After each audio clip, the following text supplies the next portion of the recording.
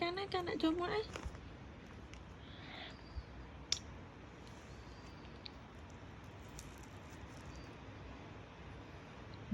Phải cái vậy.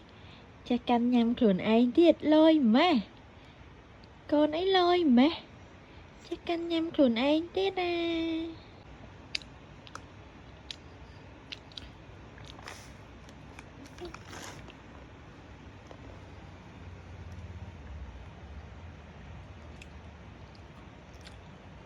Cho mọt đúng không?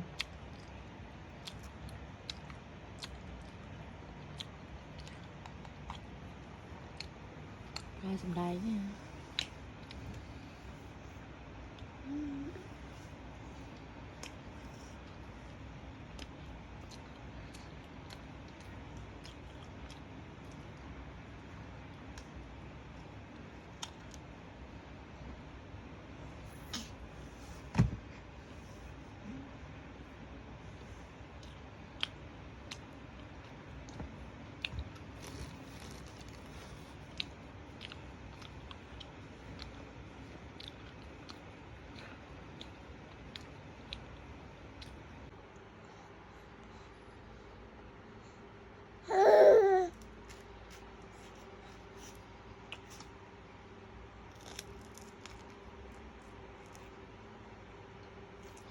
Ngay nhà cô nè.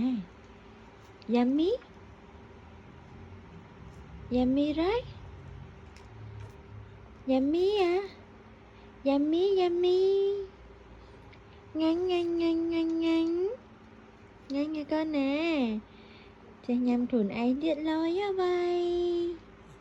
Lôi mền tan con nâng lôi á. Chắc căn nông nhằm luồn ấy tiết à.